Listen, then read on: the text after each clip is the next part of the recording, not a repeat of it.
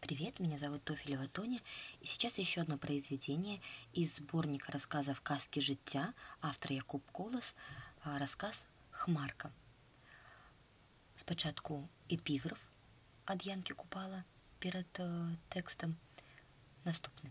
«Не шукай ты шчасця, долі на чужым далёкім полі». А зараз тэкст Якуба Коласа. Хмарка. Ніякага клопату і гора не ведала гэта прыгожая белая хмарка. Яна не ведала, з чаго і як радзілася на свет, адкуль узялася яна, не ведала нават, ці ёсць у яе маці. Можа, затым яна і была такая шчаслівая, што нічога не ведала аб белым свеце. Той дзень, праўдзівей, тая раніца, калі з'явілася яна на небе, была вельмі ж ціхая. Такая ціхая, што нават чутно было, як спявалі, седзячы на круглым лісціку зялёнай лотаці, два прыўдалыя конікі. Сіва-варонка, снуючыся каля таўшчаразнага жаралістага дуба, дзе было яе гняздо, трашчала, бытая трашчотка, на ўвесь луг, сварачыся з цыбатым і даўганосым буслам, які, праўда, і вухам не вёў на ўсю гэту плявузготу сярдзітай суседкі, а любоўна цешыўся са сваіх дзетак, што таксама сядзелі ў гняздзе на тым жа дубе. Дзесь у небе жалобна пішчэў галодны каршун, і гукі яго далёка расплываліся ў нерухомай цішы летняй раніцы. У ветра, відаць, было нейкае свята ў гэту раніцу. Або добра нагуляўся ён дзе за ўчарашні дзень, бо яшчэ не варушыўся і спаў, хоць сонейка падбіралася пад поўдзень. І гарачая была гэта раніца. Грэчка, якая зачынала ўжо зацвітаць, і даўно акучаная бульба проста млелі ад гарачыні, і ў знемажэнні тужліва паапускалі сваё лісце. І лісточкі іх таксама пачыналі жаўцець. Маленькі, беленькі камячок, якім спярша была гэтая хмарка, пачынаў тым часам павялічвацца, шырыцца і рабіцца болей грузкім. Добра было гэтай хмарцы плыць высока-высока у безгранічных разлогах светаў і кідаць поглядам прыгожыя малюнкі зямлі, што ляжала пад ёю. З той страшэннай высачыні, на якой плыла хмарка, усё выглядала вельмі хораша, вельмі прыгожа. Здалёку усё з'яўляецца нам іначай, як яно есть па праўдзе. Бо такая ўжо натура і схільнасць нашай душы бачыць усё добрае і прыгожае ў тым, што далёка ад нас, што не з намі. І паплыла паволі шчаслівая хмарка у далёкую-далёкую дарогу, дзе застанаўліваючыся, як прыемная думка, дзе кіруючыся на малюнкі, што найбольш зацікаўлялі яе, і поле з пясчаным схіламі сваіх узгоркаў, зялёныя лугі з пакручастымі стужкамі бліскучай вады, адвечныя лясы бары, адным словам, усе тыя з'явы, якія першымі кінуліся ў вочы нованароджанай хмарцы. Заставаліся ўсё далей і далей, і сама гэта даль адкрывалася ў намітку сіняватай смугі. Уласнае шчасце бязроднай хмаркі яна не памятала роду, не давала ёй мяжлівасці прымеціць чужое горы. Ёй здавалася, што ўсе на свеце, як і сама яна, радуюцца і цешацца сваёй доляй. Па гэтай прычыне хмарка не ведала, якую тугую жаласць пакідае яна за сабой на зямлі, з якой прагавітасцю чакала поле задаволення свае смагі. Унь там, за вёску, чуть-чуть калышацца ў межах пажоўклае жыта. Гэты вецер, толькі што, абудзіўшыся, пачынае пазяхаць, пацягацца. Бедныя каласкі пільна прыглядаюцца да хмаркі. Калі-нікалі іх ажыўляе надзея ўздужаць з ласкі шчодрай хмаркі. Але хмарка ідзе далей, толькі цянёк ад яе праплыве, як зданне кая па жыце, і яно нікне каласкамі, стаіць, нікому не скардзіцца, як бы самлеўшы. І сумна рабілася ўсюды, і некая крыўда і жаласць бруіліся над усім, што пакідала Хмарка. Два прыўдалыя конікі перасталі спяваць і пахаваліся пад лісток лотаці.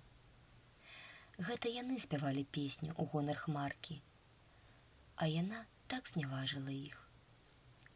Пташкі таксама змоўклі, а маленькі ручаёк, здавалася, панёс свой жаль у зямлю пад каменне, у цень альховых кустоў. А Хмарка, шчаслівая, радасная, ясная, як майская раніца, усё ішла далей і далей да невядомых краёў свету. І толькі ёй рабілася крыху сумна. Ёй шкада было пакідаць тыя малюнкі, да якіх ужо прывыкла, але жывая натура гнала яе і гнала, не даючы супачынку. Так ішла яна ўвесь дзень. Пад вечар, як сонейка схілілася блізка да захаду, Хмарка зайшла ў такі край, які не падобен быў да тых краёў, адкуль яна выбралася ў дарогу. Перад ёю пачаліся высокія горы, вярхі якіх пакрывалі адвечныя снегі. Сонейка пачало хавацца за край зямлі. Апошнія стрэлы яго прамення афарбавалі яе ў агнявісты колер і патухлі. Востры холад пустых і жудасных верхавін дзікіх гор моцна сціснуў Хмарку. Яна скурчылася ўся, зрабілася маленькай і тонкай, знайшла зацішак між гор і спынілася, прыхіліўшыся да старой скалы. Страшна стала Хмарцы. «Адкуль прыпаўзла, нябога?» – спытала скала Хмарку. Яшчэ большы страх агарнуў яе. «Не ведаю», – боязна адказала яна. «Што робіш? Чым займаешся?» Хмарка зрабілася яшчэ меншай і маўчала. «Я люблю паслухаць, што робіцца на свеце», – апраўдвала скала сваё пытанне. «Што ж ты бачыла? Раскажы мне». Хмарка крыху асмелілася і пачала расказваць, як хораша на зямлі, як усе там шчаслівы і радасны, як спяваюць мошкі, конікі, травы, збажына. «Хто сам шчаслівы, таму здаецца, што і ўсе шчаслівы», – сказаў арол на гутарку Хмаркі. «Быў і я ў тых краях, адкуль прыблыталася імасць. Там гаворыш шчасце? А што ж, па-твойму, няшчасце? Там палі выплакалі апошнія слёзы, каб даць табе жыццё, шчаслівая Хмарка. І цяпер там нават расы не бывае. Але не для таго назначаліся слёзы, каб радзіць цябе на свет для бадзяння па чужых краях». І доўга яшчэ гаманіў арол, наракаў на Хмарку. Слухала Хмарка нараканне арла, і прыкра зрабілася ёй. Прайшла ноч. Зачаўся новы дзень, зноў пайшла ў дарогу Хмарка. Цяпер яна ўжо не чула сябе шчаслівай і вольнай, як наўперад. Так глыбока запалі ёй арліныя словы.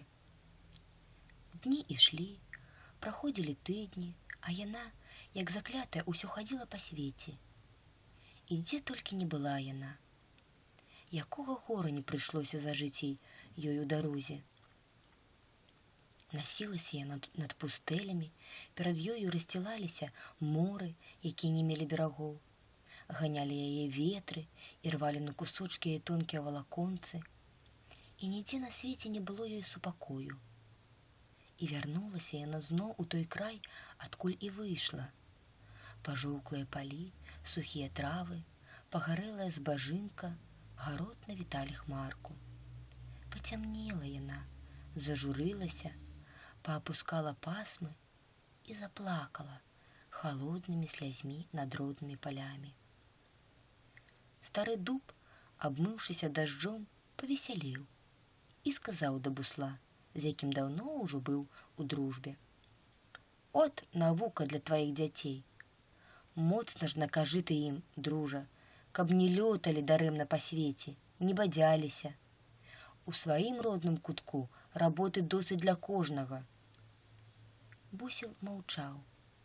Відаць, ён іначай пазіраў на гэту з'яву. А можа, і не дачуў слоў свайго сябра. Всё.